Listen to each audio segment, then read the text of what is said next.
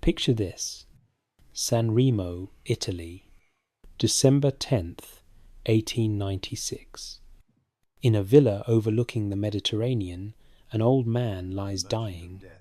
He is 63 years old. His breath comes shallow and laboured. Around his bed, servants move quietly, speaking Italian, a language he barely understands. There is no family present, no friends holding his hand. Just paid attendants in a foreign tongue, watching a wealthy man slip away into darkness. His name is Alfred Nobel, and 8 years earlier, in Paris, he had read his own obituary. It happened by mistake. His brother Ludwig had died suddenly in Cannes, and a French newspaper, confused about which Nobel brother had passed, published Alfred's death notice instead.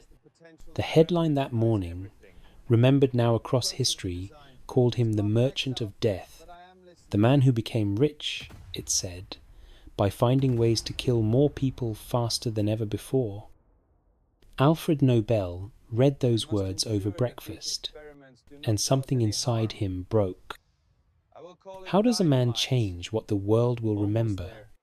When your fortune is built on dynamite, when your factories arm both sides every war, when your name means destruction, how do you become something else? The answer lies in a will written in secret, a fortune given away, and a choice made in silence that would echo for more than a century. If you enjoy stories like this, please consider subscribing. And if you'd like, tell me where you're listening from. I'm so glad to have companions on this journey.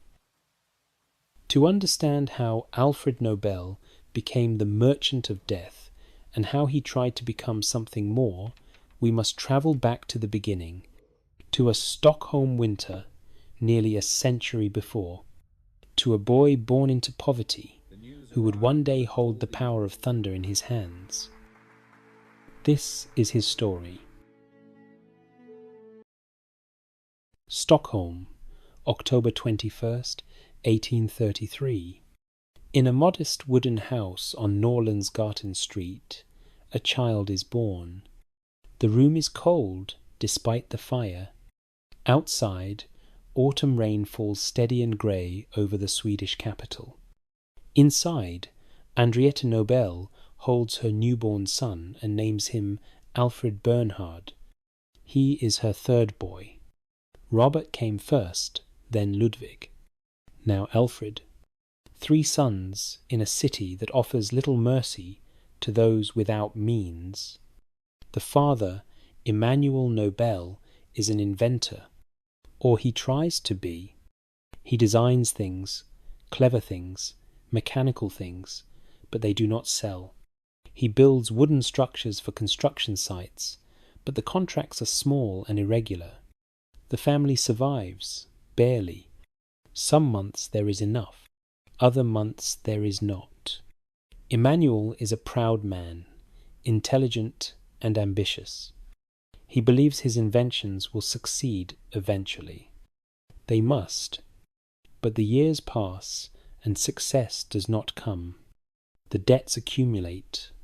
Creditors knock with increasing frequency. The walls of the small house seem to press inward. By 1837, when Alfred is 4 years old, Emanuel Nobel has run out of options. His construction business has failed. His inventions have found no buyers. The family faces ruin. And so Emanuel makes a choice that will echo through his son's entire life. He leaves.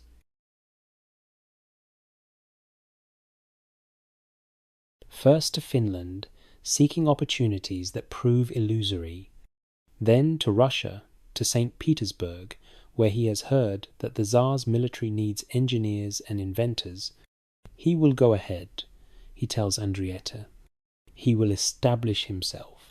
He will send for them when he can. The promise is sincere. The wait will be long. Alfred is 4 years old when his father walks out the door. He will not see him again for 5 years.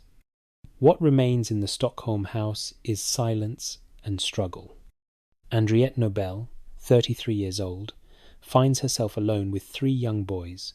Robert is 8, Ludwig is 6, Alfred is 4. There is no money. There are no prospects. There is only the narrow room and the Swedish winter pressing against the walls. She opens a small grocery shop, selling vegetables and milk to neighbours who have only slightly more than she does. The income is pitiful, measured in coins that disappear as quickly as they arrive. The boys help when they can. Robert and Ludwig run errands, carry packages, do whatever odd jobs a child can manage. Alfred is too small, too weak. He is a sickly child, pale and thin, prone to fevers that leave him bedridden for weeks. His mother looked at him with the particular worry of a woman who had already lost other children, babies who hadn't survived their first winter. Will Alfred? Some nights, watching him sleep, she is not certain. The house is always cold. Wood for the fire costs money they do not have, so they burn less, huddle closer, wear more layers. Alfred learns early that warmth is a luxury, so is food, so is safety. He learns other things too. He learns that silence is safer than complaint, that questions cost nothing and might bring knowledge, that books, when he can find them, offer escape from the cramped room and the gnawing hunger and the absence of a father whose face he is beginning to forget. The years pass slowly for a child. For Alfred, the years between 4 and 9 stretch like a lifetime. He grows taller, but he never becomes strong. His health stays fragile. The coughing fits come and go. The fevers rise and fall. He misses weeks of school, and it hardly matters. The school isn't much, a crowded room where poor children learn just enough to get by. But Alfred reads. Somehow, somewhere, he finds books. He borrows them, perhaps, or steals them, or discovers them abandoned. The accounts differ. What matters is that he reads. By candlelight, late into the night, while his brothers sleep and his mother works at accounts that never balance, Alfred turns pages. He reads Swedish fairy tales. He reads whatever he can understand. The words transport him away from the cold room, away from the empty stomach, away from the father-shaped absence that no one speaks about but everyone feels. In the quiet hours, a boy learned that words could build worlds no one could take away. It is 1841. Alfred is 8 years old now, though he looks younger, still thin and pale. His father has been away for 4 years. Letters arrive now and then from St. Petersburg, full of promises that next year, surely next year, everything will be settled, and the family can reunite. Andriette reads these letters aloud to her sons. Robert and Ludwig, now teenagers, have begun to doubt. They have grown up in these years of poverty, learned to be practical, learned not to hope too much. But Alfred, younger and still willing to believe in things he cannot see, imagines his father as a distant figure of possibility, a man in a far city working on important things, preparing a better life. Sometimes Alfred closes his eyes and tries to remember his father's face. The details are fading. Was his voice deep or soft? Did he laugh often? Alfred cannot quite recall. What he remembers is this: a hand on his head, gentle, a voice saying something he no longer remembers, and then the closing of a door. The winter of 1841 is particularly harsh. Snow buries Stockholm in heavy silence. The grocery shop brings in almost nothing. Who has money for extra vegetables when they can barely afford bread? The landlord threatens eviction. Andriette grows thinner, more worn, the worry etched deeper into her face. And then, in the early spring of 1842, a letter arrives that changes everything. Emmanuel has succeeded. In St. Petersburg, his naval mines have impressed the Russian military. He has contracts now, real ones, with the Tsar's navy. He has a factory. He has money. And he is sending for his family. The preparations are hasty. There is little to pack. They own almost nothing. A few clothes, a few books, the small treasures that poverty allows. They leave the cold house on Norlands-Gatan Street without looking back. Alfred is 9 years old when he boards the ship that will carry him across the Baltic Sea to Russia. He stands at the rail, watching Stockholm recede into the grey distance. The city of his birth, the city of cold rooms and hungry winters, the city where he learned that the world is hard and that fathers sometimes leave. He does not know that he is sailing toward education, toward chemistry, toward the knowledge that will make him both famous and infamous. He does not know about nitroglycerin yet, or dynamite, or the thousands who will die because of what he will invent. He only knows that somewhere ahead, in a city he has never seen, his father is waiting. The ship rocks gently on the Baltic swells.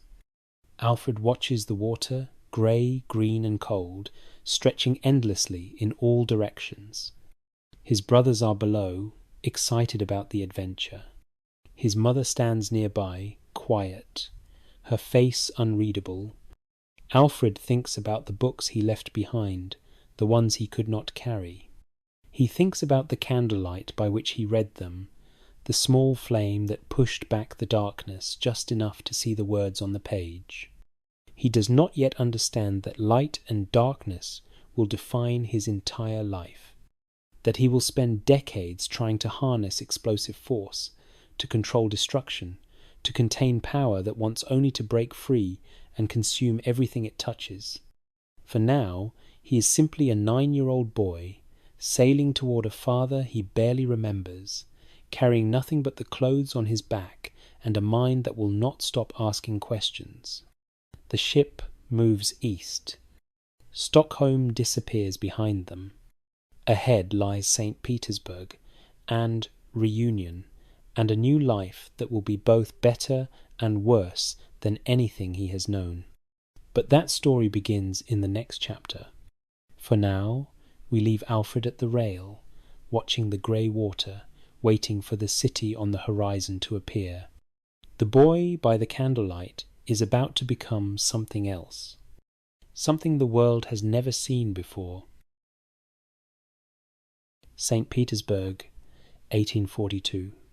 The ship that carried the Nobels from Stockholm arrived at the docks of the Russian capital on a grey autumn morning. Alfred was 9 years old. He had not seen his father in 5 years. Emmanuel Nobel stood waiting on the wharf. He looked older than Alfred remembered, thinner, harder, weathered by the years of struggle and exile, but his eyes burned with the same restless energy that had driven him from Sweden in the first place. The reunion was not warm. How could it be? 5 years is a lifetime when you are a child. The man on the dock was almost a stranger, but there was no time for sentiment. Emmanuel had work to do. He had finally succeeded in Russia, building a business that manufactured military equipment for the Tsar's army, explosive mines, steamboat machinery, tools of war and industry. The workshop was thriving, and he needed his sons to help him run it. The family settled into a modest apartment near the workshop. St. Petersburg was unlike anything Alfred had known in Stockholm. It was vast, imperial, a city of palaces and poverty existing side by side. The Neva River froze solid in winter, thick enough to walk across. Summers were brief and brilliant, the sun barely setting during the white nights of June. But Alfred barely noticed the city. His father had plans for him. Emmanuel Nobel believed in education, but not the conventional kind. He did not send his sons to school. Instead, he hired private tutors, the best he could afford. Alfred and his brothers would be educated at home, learning what mattered: languages, mathematics, chemistry, engineering. The tutors were excellent. By the time Alfred was 15, he could speak Swedish, Russian, French, German, and English fluently.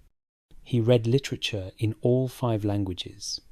He studied chemistry with a passion that bordered on obsession. He learned mathematics not as abstract theory, but as a tool for understanding the physical world. But there was something else his father taught him, something not found in books.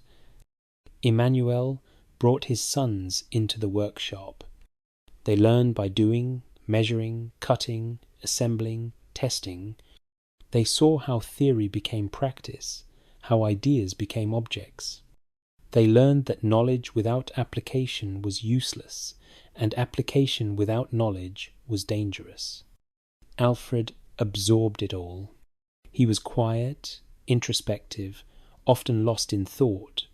He did not have his father's booming confidence or his older brother Robert's easy charm. But he had something else, a mind that saw connections others missed, that could hold complex problems in suspension until the solution emerged.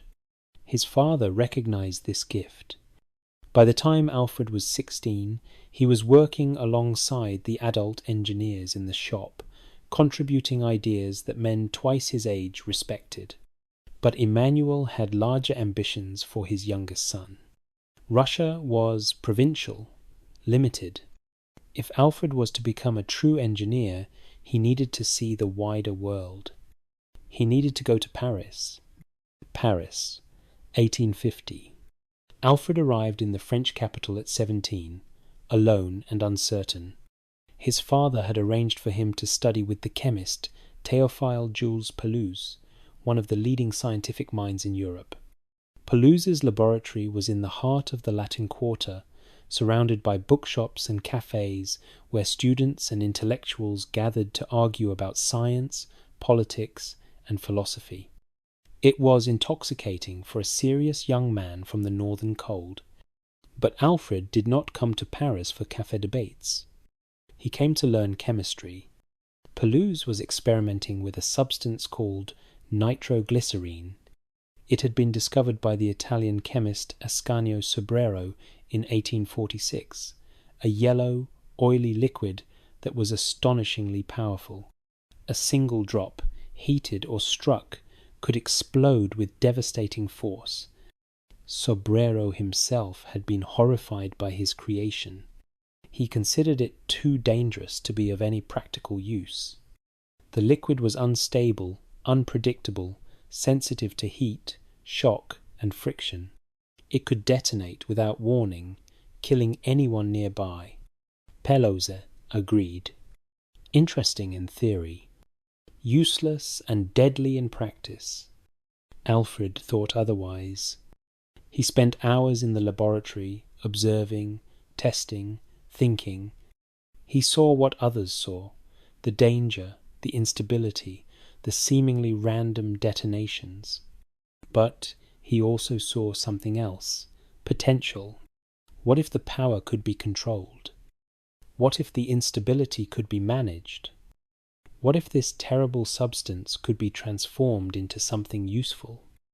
The questions lodged in his mind and would not leave. He stayed in Paris for several years, moving between laboratories and workshops, absorbing everything he could about chemistry, engineering, and the emerging science of explosives. He travelled to Italy, to Germany, back to Sweden. He was building a foundation, piece by piece, for work he did not yet fully understand. In 1853, he returned to St. Petersburg. His father's business was flourishing. The Crimean War had begun, and the Russian military needed everything Alfred Nobel could produce. Mines, armaments, machinery. The workshop ran day and night. Alfred joined the work. But his mind kept returning to that yellow, oily liquid in Pelouse's laboratory. The substance everyone agreed was too dangerous to touch. Back in Russia, Alfred began his own experiments.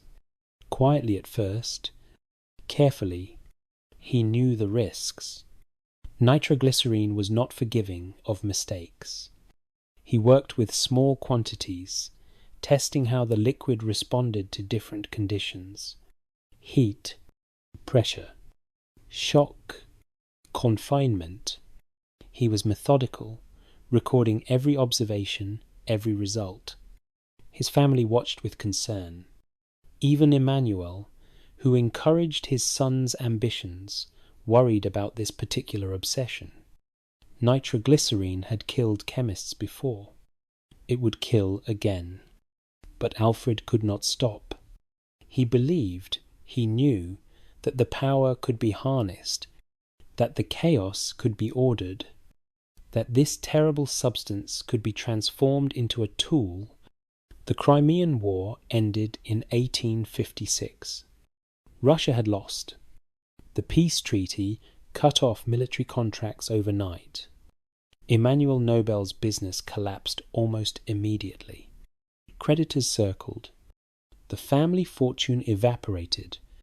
Within months, the Nobels were ruined again. Emmanuel, broken by failure and age, returned to Sweden with his wife. The sons scattered, Robert to pursue timber and oil interests, Ludwig to rebuild what remained of the Russian business. Alfred went home to Sweden, back to Stockholm, back to the cramped workshops and borrowed money, back to the struggle.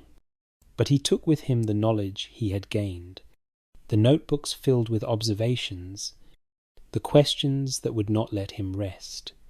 He was 30 years old. He had nothing but debts and dangerous ideas. And he was more determined than ever to make nitroglycerine work. In Stockholm, he set up a small laboratory.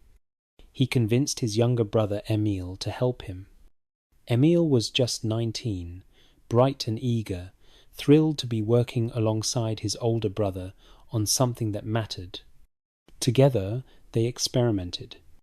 They refined the production process.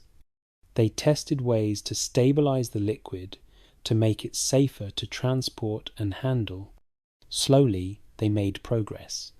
By 1863, Alfred had developed a reliable method for producing nitroglycerine in quantity.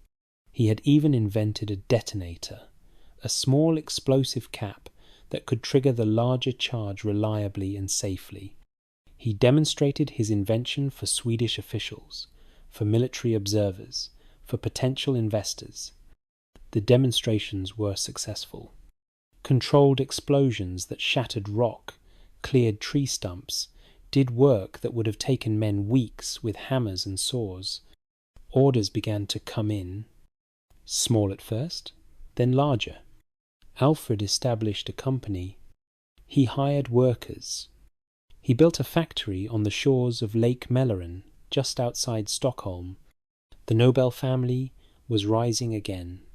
This time on the strength of Alfred's invention, but nitroglycerine had not become safe. It had only become useful. The danger remained, coiled and waiting. On September 3rd, 1864, the factory exploded. The blast was heard across Stockholm. Windows shattered miles away. A column of smoke rose into the autumn sky. The explosion destroyed the building completely. Emil was gone. 4 others with him. When Alfred arrived at the site, the ruins were silent. Wood splinters embedded in walls across the street. Papers scattered in the mud. That was all that remained. Alfred stood in the wreckage and did not move. Neighbours gathered at a distance, watching the man whose invention had just killed his brother. The authorities banned further nitroglycerine production within Stockholm city limits. Investors withdrew. The press called it criminal negligence. How could anyone have thought this substance could be made safe? Alfred Nobel had his answer to that question. He moved his experiments onto a barge in the middle of Lake Mälaren. If the next explosion came, it would harm no one but himself. He had lost his brother. He had lost his factory. He had lost the trust of his city. But he had not lost his certainty that the power could be controlled. He went back to work. Lake Mälaren, 1865. The barge rocked gently on the water. It was a small platform, barely large enough for a workbench, a few crates of equipment, and Alfred Nobel himself. No walls, no roof, just open air and water in every direction. If the nitroglycerine exploded here, it would kill only him. He worked alone, no assistants, no helpers. He could not ask another man to risk what he himself would risk. Emil's death had taught him that. Every morning he rowed out to the barge. Every evening he rowed back. Between those journeys he conducted his experiments in isolation, testing variations in mixture and method, searching for the answer that would make nitroglycerine stable enough to transport, safe enough to manufacture, reliable enough to sell.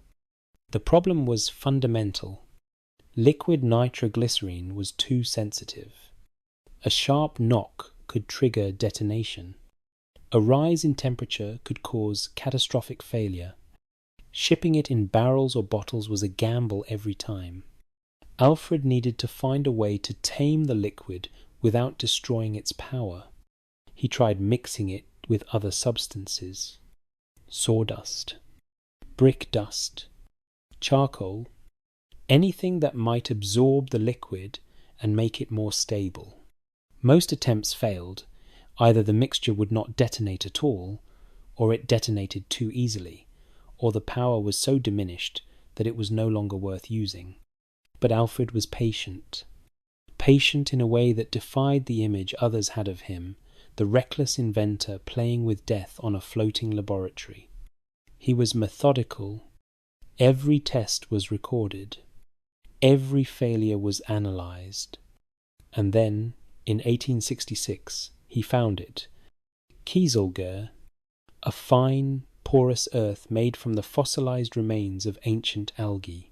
It absorbed nitroglycerine completely, turning the deadly liquid into a paste that could be shaped, molded, handled.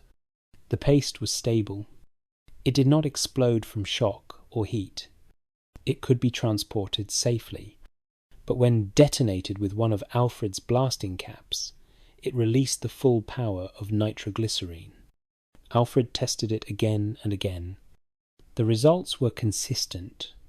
He had done it. He called his invention dynamite, from the Greek word dynamis, power. The patent was filed.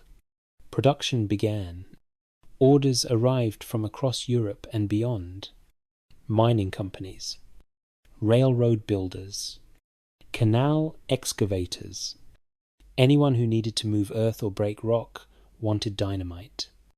It was safer than loose nitroglycerine. It was more powerful than gunpowder. It was exactly what the industrial world had been waiting for.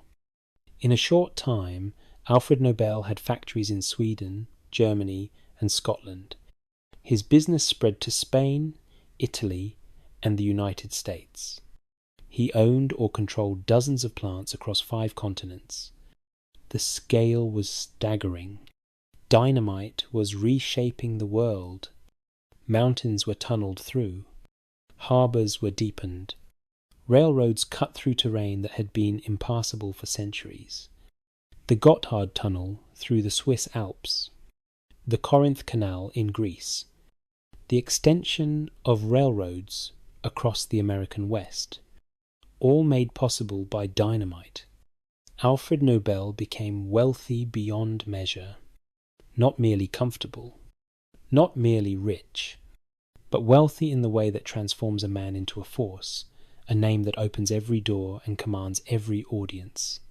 He moved through European capitals, Stockholm, Paris, Hamburg, Vienna, managing his industrial empire. He hired managers to run the factories. He hired lawyers to protect his patents. He hired scientists to improve the formulations, but he remained, at his core, an inventor. He could not stop tinkering, improving, searching for the next breakthrough. In his private laboratories, he continued experimenting. He developed blasting gelatin, an even more powerful explosive that could be used underwater. He invented ballistite, a smokeless powder that would revolutionize firearms. He filed over 300 patents in his lifetime, covering everything from synthetic rubber to artificial silk. Each invention added to his fortune. Each success expanded his influence. But each factory, each explosive charge, each innovation also carried a cost. Dynamite was safer than nitroglycerine, but it was not safe. The telegrams arrived with regularity. Reports from Hamburg, from Johannesburg, from California. Each message was brief, heavy, and impossible to answer. Factory accidents, mining disasters, workers killed when charges detonated prematurely or when unstable materials ignited without warning. Alfred read every report. He implemented new safety protocols. He improved manufacturing processes. He trained supervisors in proper handling procedures. But the accidents continued. Not frequently, but regularly enough. In 1867, a factory explosion in Germany, lives were lost. In 1869, a nitroglycerine shipment exploded aboard a ship in the harbour of San Francisco. The blast destroyed part of the wharf.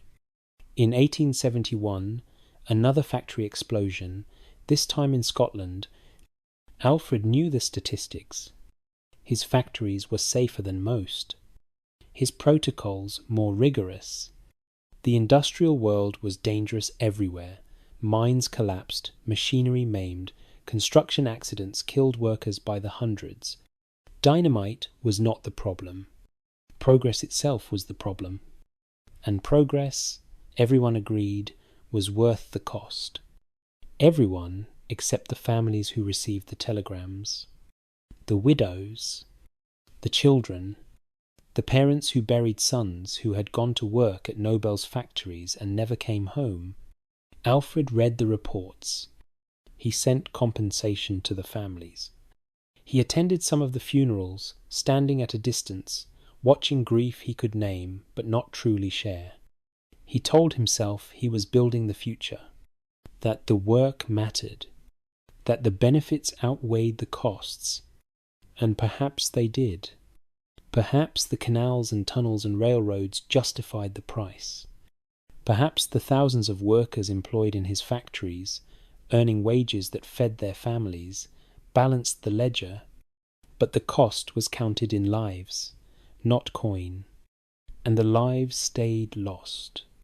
There was another problem, one Alfred had not anticipated.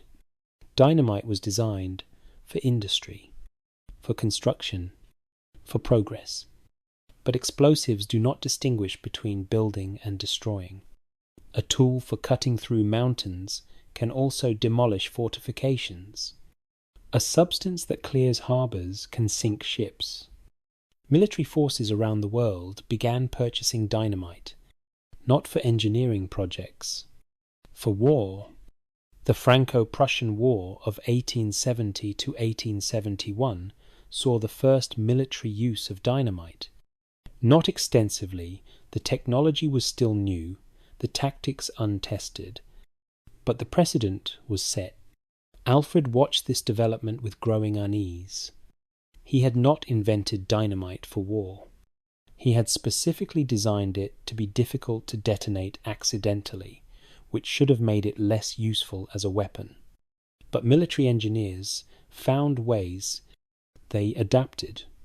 They improved. They turned his invention to purposes he had not intended. He tried to rationalize it. Weapons, he told himself, could prevent war. If the cost of conflict became too terrible, nations would hesitate before fighting.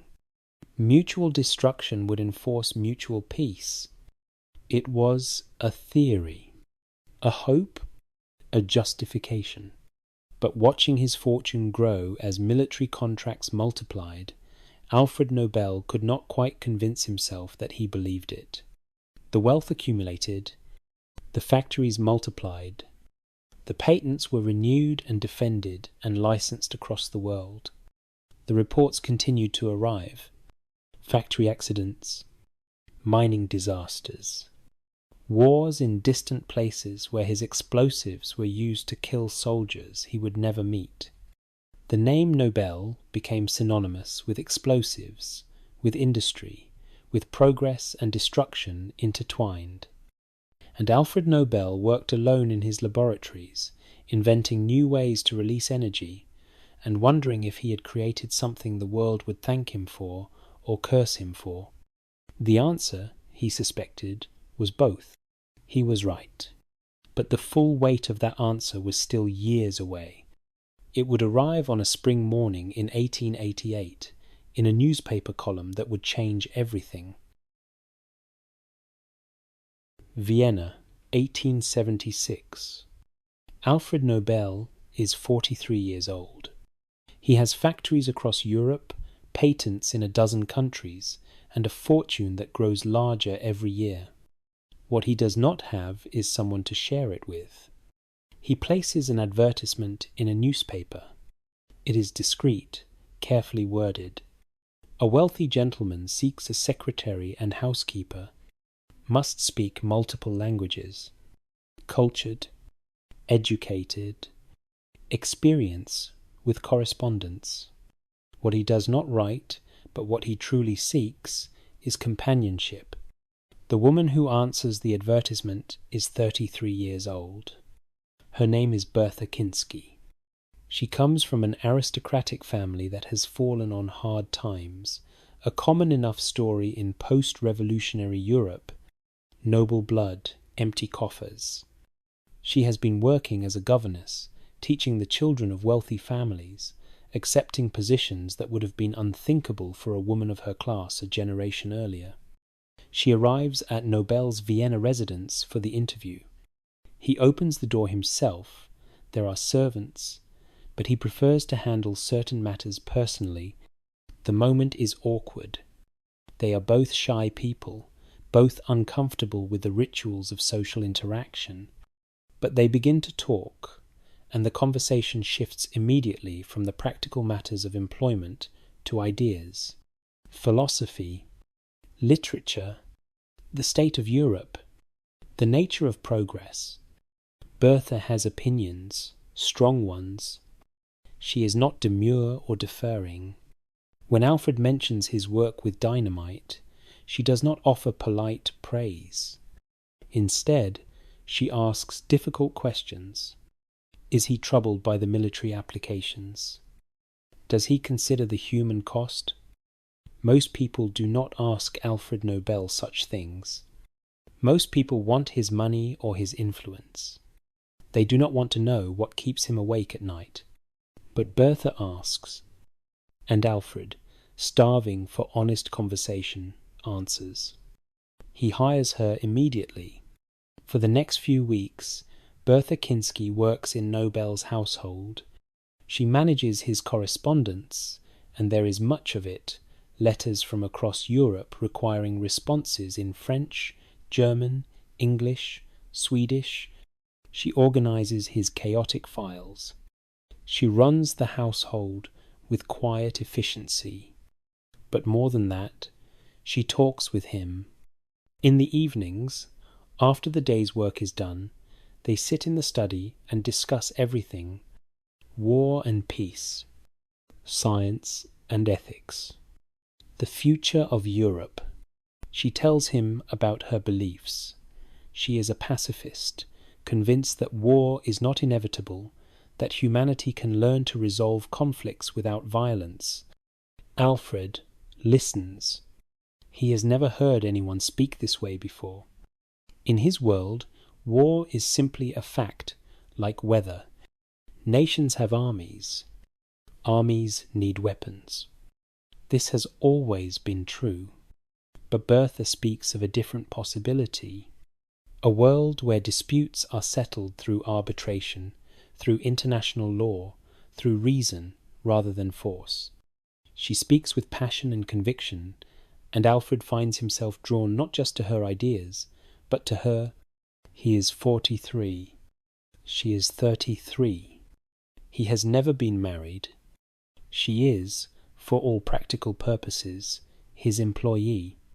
It is often said he wrote letters in those early weeks, coded and careful, penned late at night when loneliness made him brave. Declarations wrapped in philosophy, offers hidden in discussions of employment terms. She never answered directly. Perhaps she did not want to hurt him. Perhaps she did not notice. But then, a few weeks later, Bertha received a telegram. Arthur von Suttner, the younger brother of the Baron whose children she had been teaching, has sent word. He loves her. He wants to marry her. Will she come back? She goes to Alfred with the news. She is apologetic. The position has been perfect. He has been kind, but her heart belongs to Arthur. She must leave immediately, before the Baron's family discovers the romance and prevents it. Alfred does not argue. What could he say? That he had hoped. That he had imagined a different future. These things are not spoken aloud. He wishes her well. He helps her make travel arrangements. Within days, she is gone. The Vienna house feels larger after she leaves. The servants move quietly through rooms that echo. Alfred sits at his desk, surrounded by the correspondence Bertha had organized so neatly, and feels the weight of solitude settle back over him like a familiar coat. But this is not the end of their connection. It is, in fact, only the beginning. Bertha marries Arthur von Suttner. They struggle financially, the family has disowned them, but they are happy in the way that young people in love can be happy even without money. And Bertha continues to write to Alfred, not as an employee, but as a friend. The letters stretch across years. She tells him about her life, about her writing. She is working on a novel, an anti-war book she hopes will change how people think about conflict. He tells her about his work, about his travels, about the emptiness of success without connection. Their correspondence will continue for 2 decades. She becomes, in many ways, the closest thing to a confidant Alfred Nobel ever has. When she eventually publishes her novel in 1889, Lay Down Your Arms, a powerful condemnation of war, Alfred reads it and is deeply moved. When she writes to him about using his wealth for peace, about creating something that might counterbalance the weapons he has helped proliferate, he listens. But in 1876, standing in his empty Vienna house, Alfred does not yet know any of this. He only knows that he has lost, once again, something he barely had time to name. He leaves Vienna shortly after. There is nothing for him there now. Paris becomes his primary residence. He takes an apartment near the Arc de Triomphe, a place for business meetings and solitary evenings. It is in Paris that he meets Sophie Hess. The details of their first meeting are murky, lost to time and discretion. She is 20 years old, working in a flower shop. He is 43, one of the wealthiest men in Europe. The gulf between them is vast, in age, in education, in class, in every measurable way. What draws him to her is not intellectual communion. It is something simpler, more desperate. She is young and alive in a way that his world is not. She laughs easily. She does not care about patents or explosives or the moral weight of invention. She is uncomplicated in a way that feels like relief. He makes her an offer.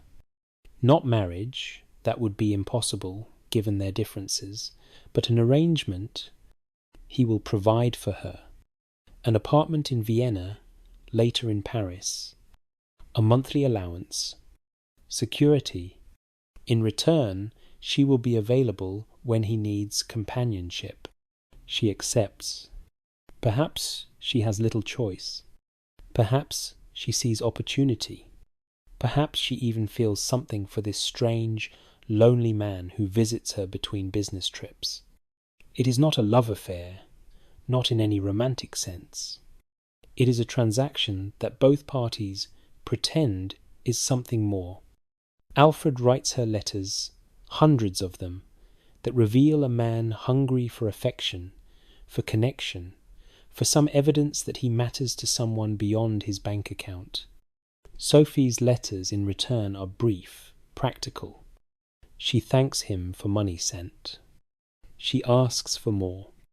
She tells him about her life in ways that make clear she has a life entirely separate from him, friends he does not know, activities he is not invited to, perhaps even other men, though this is never stated directly. He knows. He must know. But he continues anyway, because the alternative, complete solitude, is worse. Later on, that agreement didn't end well. Sophie is pregnant. The father is a Hungarian cavalry officer, a young man closer to her age, more suitable in every way. She needs money to settle the matter discreetly. Alfred pays. He pays more than required. He makes sure she is provided for, and then he severs contact completely. We cannot know exactly what became of her letters. Some say burned in a moment of pain, others claim locked away in a vault he never opened again. What remains is this. He wrote afterwards to a friend, "My home is where I work, and I work everywhere." It is the same thing he wrote after Bertha left. Nothing has changed. Or perhaps everything has changed, and he simply lacks the words to describe it. He has loved, in his way, 2 women. One left to marry someone else. The other stayed for money and left when a better option appeared. Neither, in the end, had truly wanted him. Not him, not the awkward, intense, melancholy man behind the fortune. He does not blame them. How could he? He is not easy to love. He is obsessive about his work. He travels constantly. He suffers from chronic pain that makes him irritable and withdrawn. He writes dark poetry about death that would alarm anyone who read it. He is, by any measure, a difficult companion, and yet the longing does not fade. It simply changes shape. He stops expecting romantic love. He stops imagining domestic happiness. But he still writes letters to Bertha, now Bertha von Suttner, asking about her work, supporting her peace activism financially, holding conversations on paper that substitute for the connection he cannot find in person. He buries himself in work. New patents, new factories, new formulas for explosives even more powerful than dynamite. In 1887, he invents ballistite, a smokeless powder that burns cleaner and faster than anything before it. Military forces across Europe are interested, very interested. The weapons grow more efficient. The wealth grows larger. The silence in his apartments deepens. He moves between cities like a ghost. Paris, Stockholm, San Remo on the Italian coast, Hamburg, Prague. He owns properties, but inhabits none of them long enough to call them home. He has servants who keep his houses clean, his meals prepared, his correspondence sorted. But servants are not companions. Employees are not confidants. Letters lay unsealed on the desk. Business matters, patent disputes, requests for funding. Nothing that required a human heart to answer. Rain tapped the windows with soft insistence. Rooms echoed with his footsteps, and sometimes he would pause, listening to the silence that followed. He worked late, always late, because work did not ask questions he could not answer. Numbers obeyed logic. Chemicals followed rules. Explosions could be predicted, contained, controlled. People could not. At night, in whatever bed he currently occupies, sleep will not come. The migraines pulse behind his eyes. His heart troubles him. Doctors mention angina, prescribe rest he does not take. His stomach rebels against food. His body, like his spirit, is wearing thin. He thinks about Bertha sometimes, happy with her Arthur, writing her passionate books about peace. He thinks about Sophie, probably married now to her cavalry officer, perhaps with children. Mostly, he thinks about time, how it passes, how it takes everything, how wealth cannot purchase more of it, cannot undo what has been done, cannot fill what remains empty. He has changed the world. He has armed it and built it, torn down mountains and raised up cities. His name is spoken in boardrooms and battlefields, in mines and military headquarters. But in the quiet hours before dawn, he is still the sickly boy in Stockholm, reading by candlelight, waiting for something he cannot name. Some wounds, he is learning, do not heal with success. Some hungers cannot be fed with gold. The phantom heart beats on, hollow and persistent, in a body that grows frailer each year, in a life that grows wealthier and emptier in equal measure. He does not yet know that his greatest act is still ahead of him. That loss and loneliness are preparing him for a decision that will outlive empires. For now, he simply endures.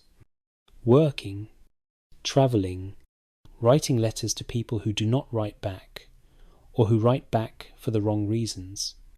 The merchant of death, they will one day call him. But first, he is simply a man, brilliant and broken, wealthy and alone, waiting, though he does not know it, for a morning in Paris when he will read his own obituary and finally understand what must be done. Paris, April 13th, 1888. Alfred Nobel wakes to a spring morning. He is 55 years old. The apartment on Avenue Malakoff is quiet. Servants have laid out his breakfast in the dining room, coffee, bread, the newspapers that arrive from across Europe each day. He sits. He pours coffee. He unfolds the morning edition of a French newspaper. And there, on the page before him, is his own death. The merchant of death is dead. His hand stops halfway to his cup. The words do not make sense at first. His eyes scan the obituary, trying to understand. The article describes his life, his inventions, his wealth. It calls him the man who became rich by finding ways to kill more people faster than ever before. It suggests that the world is better off without him. For a moment, Alfred Nobel sits in absolute stillness. Then he understands. His brother Ludwig has died. Ludwig, who also worked with explosives, who also made a fortune in industry. The newspaper has confused them. They have published Alfred's obituary by mistake. He should feel relief. He is not dead. This is simply an error that will be corrected tomorrow. But Alfred Nobel does not feel relief. He reads the obituary again. Slowly this time, every word, every judgment, every assessment of what his life has meant. The merchant of death. Is that what he is? Is that what the world sees when it looks at him? He has spent 30 years telling himself a different story. That dynamite is a tool, not a weapon. That his inventions serve progress, not destruction. That the tunnels and harbours and railways built with his explosives outweigh the damage done by military use. that he is a businessman, an inventor, a scientist, not a merchant of death. But here, in black ink, on a Paris morning, is the truth the world believes. When Alfred Nobel dies, when he actually dies, this is what they will say. This is what will be remembered. Not the chemistry, or the patents, or the engineering brilliance. Not the hospitals he funded, or the workers he tried to protect. The merchant of death. He sits at the breakfast table for a long time. The coffee grows cold. The bread remains untouched. Outside, Paris continues its morning routines, carriages on the boulevard, vendors calling out their wares, the sounds of a city that does not know or care that one man's entire sense of himself has just shattered. Something breaks inside Alfred Nobel that morning, not loudly, not dramatically, but completely. He has spent his life building an empire on explosives, accumulating wealth beyond measure, and along the way he has lost his brother, lost love, lost any sense of home or belonging. And for what? To be remembered as the merchant of death.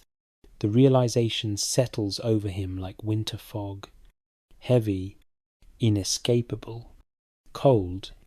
He does not go to his office that day. He sends word that he is unwell, which is true, though not in the way his assistants assume. He sits in his study, surrounded by patents and contracts and correspondence from factory managers reporting production numbers, and he sees it all differently now. Every stick of dynamite is a monument to destruction. Every patent is a claim on death. Every factory is a machine that turns chemicals into violence. And his name is written on all of it. The days that follow are strange. Alfred goes through the motions of his business as if moving underwater. He attends meetings. He signs documents. He responds to telegrams. But inside, something has shifted fundamentally. He begins asking questions he has avoided for decades. What is a life worth? Not in money, he knows money's worth too well, but in meaning. What does it mean to create something? What responsibility does a creator bear for what is created? If you invent a tool and someone uses it to kill, whose fault is the death? The person who pulled the trigger, or the person who made the trigger possible? These are not abstract philosophical problems. They are personal, immediate. They concern the days he has left, and the legacy that will remain when those days are gone. Alfred Nobel is 55 years old. By the standards of his era, he is already old. His health is poor and worsening. The migraines are more frequent. The angina attacks leave him gasping. He cannot eat without pain. He cannot sleep without drugs. He has perhaps 10 years left. Perhaps 15 if he is fortunate, though he is not sure fortune has anything to do with his life anymore. 10 years to change what the world will say about him when he actually dies. Is that even possible? The question haunts him through 1888 and into 1889. His correspondence from this period, which survives in fragments, reveals a man struggling with questions that have no easy answers. He writes to Bertha von Suttner more frequently now. She has just published Lay Down Your Arms, her powerful anti-war novel, and it has become a sensation across Europe. Bertha writes about peace with the same passion Alfred once brought to chemistry. She argues that war is not inevitable, that international cooperation and arbitration can replace violence, that humanity can choose a different path. Alfred reads her letters and feels the weight of everything he has enabled. His explosives are in every arsenal in Europe. His patents arm both sides of every conflict. If war comes, when war comes, because he no longer believes it can be avoided, his inventions will make it more deadly than anything history has seen. and his name will be attached to that legacy forever. Unless the idea comes slowly, not in a moment of inspiration, but gradually, accumulating over months and years like sediment settling to the bottom of a lake. What if he could change the story, not by denying what he has done, that is impossible, but by doing something so large, so unexpected, that it overshadows everything that came before? What if he gave it all away? Not to his family, they are wealthy enough on their own. Not to build monuments to himself, he has no desire for statues or buildings bearing his name. But to something else, something that might shift the balance. What if his fortune, all of it, the entire accumulated wealth of 30 years building an explosive empire, went to reward the very things that might save humanity from destroying itself? Science, literature, peace. The idea is radical, possibly insane, certainly unprecedented. But once it takes root in Alfred Nobel's mind, it will not let go. He begins making notes, private calculations. How much is his estate worth? How should it be structured? What exactly should be rewarded? The work is slow. He is still running his businesses, still travelling constantly, still fighting the pain that never leaves him. But in quiet moments, late at night in hotel rooms, during long train journeys between cities, he refines the idea. There will be prizes, annual awards given to those who have made the greatest contributions to humanity in specific fields: physics, chemistry, medicine, literature. And, this is crucial, this is the point, peace. 1/5 of his fortune will go to reward efforts toward peace, to honor those who work to make war obsolete, to create an incentive for the very thing his explosives have threatened. It is not redemption. He is too clear-eyed to believe in redemption. The dead cannot be brought back. The weapons cannot be uninvented. The merchant of death cannot become something innocent. But perhaps the merchant of death can become something else as well. Perhaps a man can be two things at once. Perhaps the scales can be balanced, even if they can never be reset to zero. The years pass.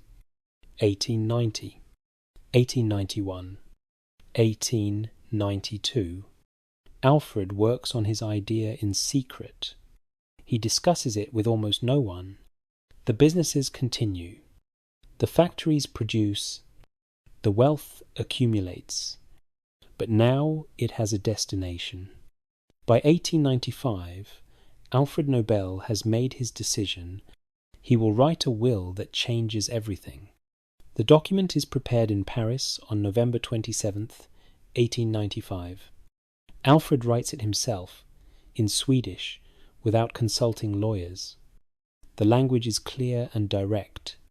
The bulk of his fortune, more than 31 million Swedish krona, an almost incomprehensible sum, will be placed in a fund. The interest from this fund will be divided into 5 equal parts and distributed annually as prizes to those who have conferred the greatest benefit to humankind.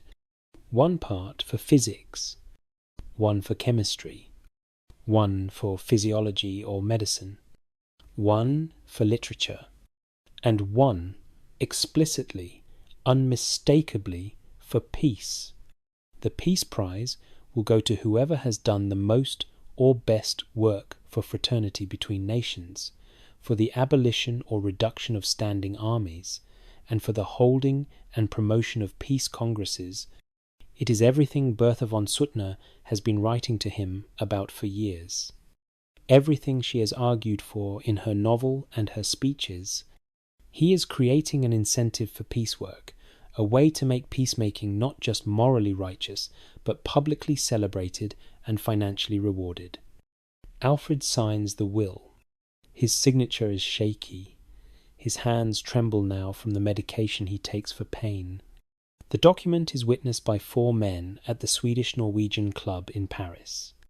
None of them fully understand what they are witnessing. When the will is eventually discovered and made public, it will cause a scandal. His family will be outraged. Swedish authorities will question its legality. It will take years of litigation to honor his wishes. But that is all in the future.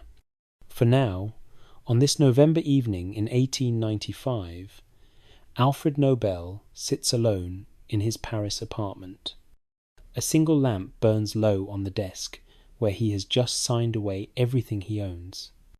Outside, the city continues its evening routines. Inside, an old man stares at the document before him and wonders if this will be enough. Will it change what they say about him? Will it rewrite the obituary? He does not know.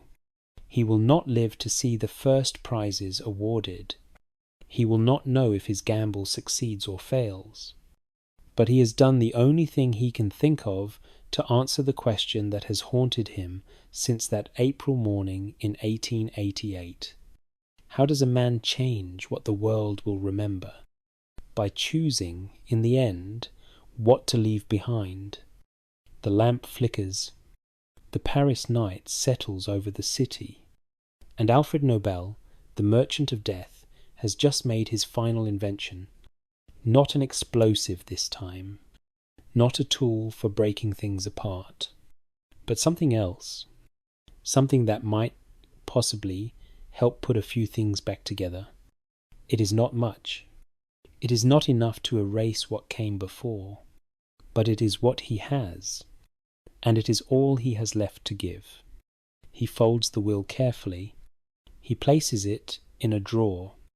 Tomorrow he will arrange for its safekeeping. Tomorrow he will return to the business of manufacturing and contracts and the daily management of an empire built on destruction. But tonight, for the first time in 7 years, since that morning he read his own obituary, Alfred Nobel sleeps without nightmares. The crisis has passed. The decision is made. What remains now is only the waiting. The year 1896 arrives cold and grey. Alfred Nobel, now 63 years old, spends most of his time in San Remo on the Italian coast. He has owned the villa here since 1891, a white building overlooking the Mediterranean, surrounded by gardens that someone else maintains. It is as close to a home as he has ever had. But even here, he does not truly settle. His health is failing in ways that can no longer be ignored or managed with medication. The angina attacks come more frequently now, tightening around his chest like iron bands. Sometimes they leave him gasping on the floor, unable to move until the pain passes. His doctors prescribe rest. They prescribe nitroglycerin, the same substance he spent his youth trying to stabilize for his heart condition. The irony is not lost on him. The inventor of dynamite, kept alive by the chemical he learned to fear. He takes the medicine. It helps, briefly. Then the pain returns. His stomach can tolerate almost no food. He eats sparingly, mostly broth and bread. He grows thinner. The servants worry, but there is little they can do. Signor Nobel does not want company. Signor Nobel prefers to be left alone. The correspondence continues, but even this has slowed. His hands shake too much for extended writing. His vision blurs. He dictates letters to his secretary when necessary, but increasingly he lets inquiries go unanswered. What does it matter anymore? The will is safely deposited with a bank in Stockholm. A few trusted people know of its existence, but most of the world does not. When he dies, there will be surprise, probably outrage. His nephews will contest it. He knows this, expects it. But he has done what he can to ensure his wishes will be honoured. Beyond that, he can do nothing but wait. Bertha von Suttner writes to him regularly. Her letters are filled with news of the peace movement, which is growing stronger across Europe. International peace conferences are being held. Organizations are forming. She tells him about her speeches, her travels, the people she is meeting who share her conviction that war can be made obsolete.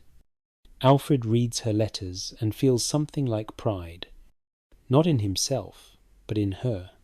She is doing the work. She is living the conviction. His will might someday reward such efforts, but she does not know that. She is fighting for peace because she believes it is right, not because there is a prize waiting. That is real courage. That is real change. His own contribution feels smaller by comparison. Money is easy to give away when you are dying. The hard part is living for your principles. Bertha is doing that. He is simply a sick old man arranging his affairs. But still, the will exists. The choice has been made. That is something. The villa in San Remo is quiet most days. The Mediterranean laps at the rocks below. Palm trees rustle in the breeze. It should be peaceful. It should be beautiful. Alfred sits in his study and feels nothing. Not sadness, exactly. Not despair.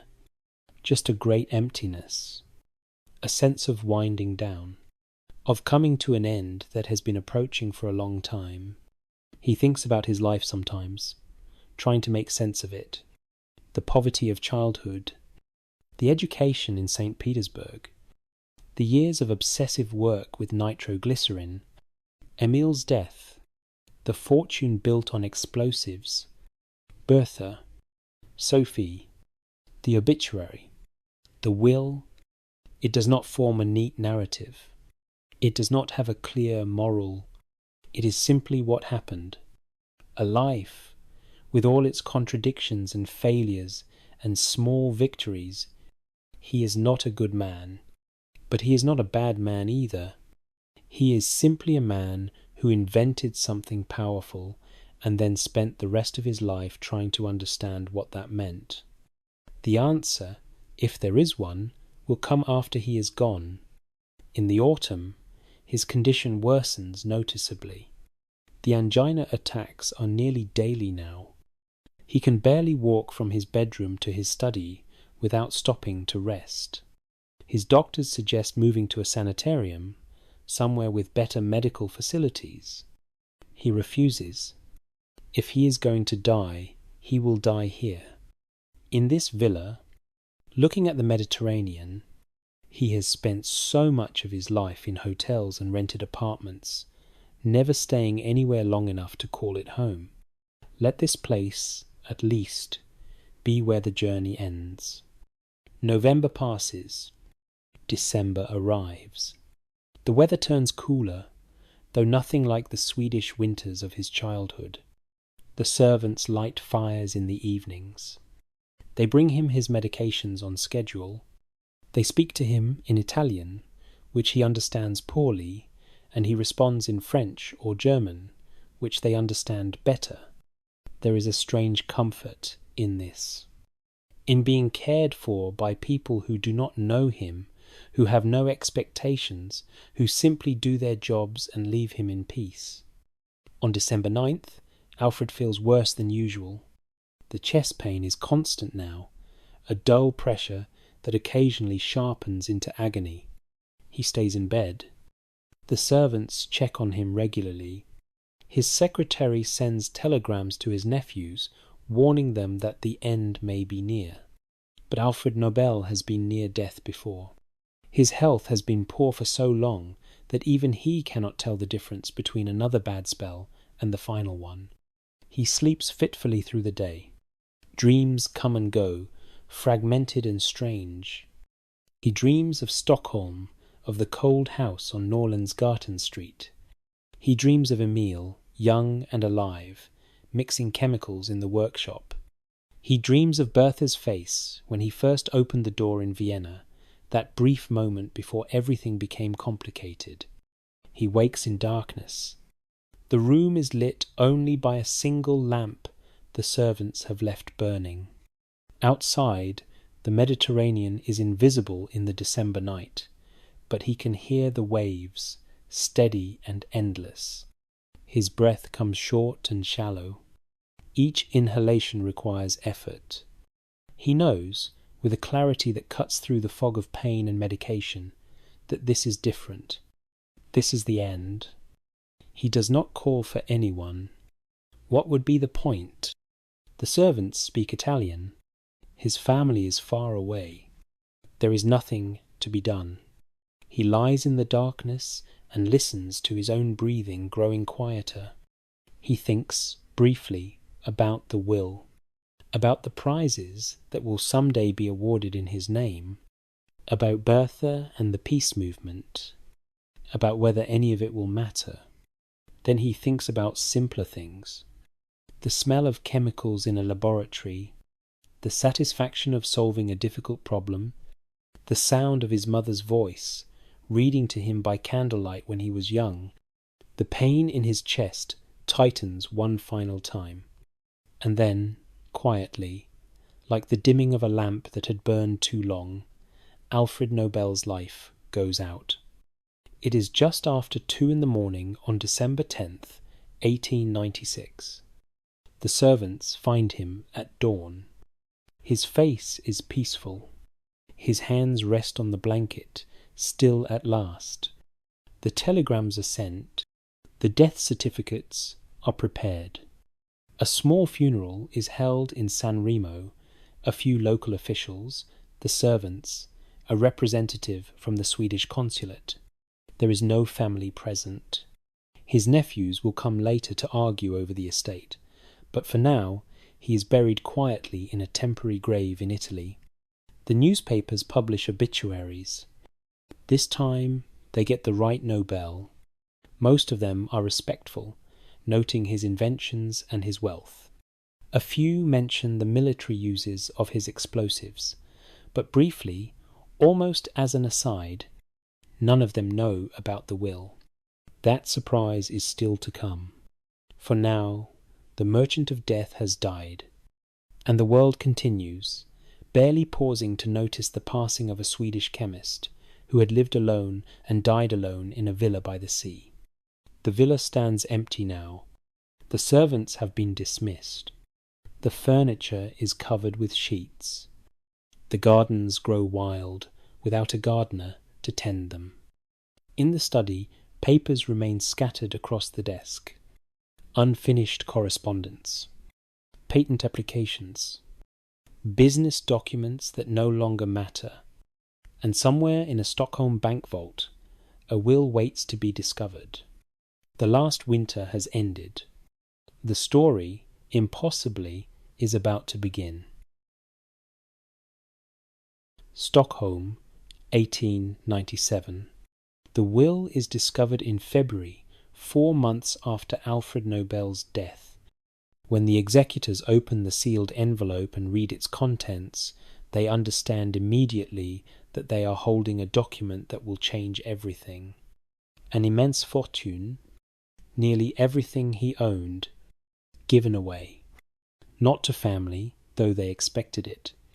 Not to build monuments or name buildings, but to create prizes, annual awards for those who benefit humanity in physics, chemistry, medicine, literature, and peace. The reaction is immediate and explosive. Alfred's nephews are outraged. They expected to inherit. They hire lawyers. They argue that the will is invalid. It was not properly witnessed according to Swedish law, they claim. Their uncle was not in his right mind. He was manipulated. The fortune belongs to the family. Swedish authorities are equally troubled, but for different reasons. Why should Sweden's wealth go to foreigners? The will makes no distinction between nationalities. A German could win, a Frenchman, an Englishman, even an American. This is Swedish money, built on Swedish ingenuity. It should stay in Sweden. The newspapers debate endlessly. Some praise Nobel's generosity. Others call it foolish, naive, a betrayal of his family and country. Editorial writers ask why a man who made his fortune from explosives should be trusted to define what benefits humanity. The executors, Ragnar Solman and Rudolf Liljequist, face years of legal battles. They had known Alfred Nobel. They understood his wishes. But understanding and implementing are different things. They fight. They negotiate. They defend the will in court after court. The family contests every provision. The Swedish government questions every detail. Other countries, hoping to host the prize institutions, lobby aggressively. It takes 5 years. 5 years of litigation, negotiation, compromise, and stubborn determination. But in the end, Alfred Nobel's executors win. The Nobel Foundation is established. The prizes will be awarded. The first ceremony is scheduled for December 10th, 1901, the 5th anniversary of Alfred's death. Stockholm, December 10th, 1901. The ceremony takes place in a hotel hall in Stockholm. It is not the elaborate affair it will become in later years. There are no kings present, no grand orchestras, no global television audience. It is a modest gathering, a few dozen people, mostly Swedish officials and academics, along with the prize winners and their families. In 1903, Marie Curie shares the physics prize, the first woman to win. 8 years later, she will win again, this time in chemistry. The only person in history to win in 2 different sciences. In 1921, Albert Einstein receives the prize for physics. Not for relativity, that theory is still too controversial, but for work that will prove revolutionary nonetheless. In 1905, Bertha von Suttner receives the Peace Prize. She is the first woman to win it. When she stands in Stockholm to accept her award, does she think of him? Of the awkward inventor who hired her for 2 weeks in Vienna, who wrote to her for 20 years, who listened when she spoke of peace? The names accumulate.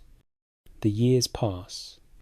Scientists and writers, doctors and peace workers, some famous, others forgotten, but all connected by a single thread, work that benefits humanity.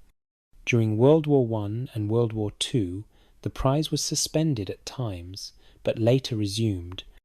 It became a declaration of faith, a belief that humanity can be greater than its worst moments. In 1968, a 6th prize is added for economics, funded by the Swedish Central Bank. It is not part of Alfred's original will, but it follows his vision, knowledge that benefits humanity. By the end of the 20th century, the Nobel Prize has become the highest honor that can be bestowed in its fields. Winning means immortality. Your name enters the history books.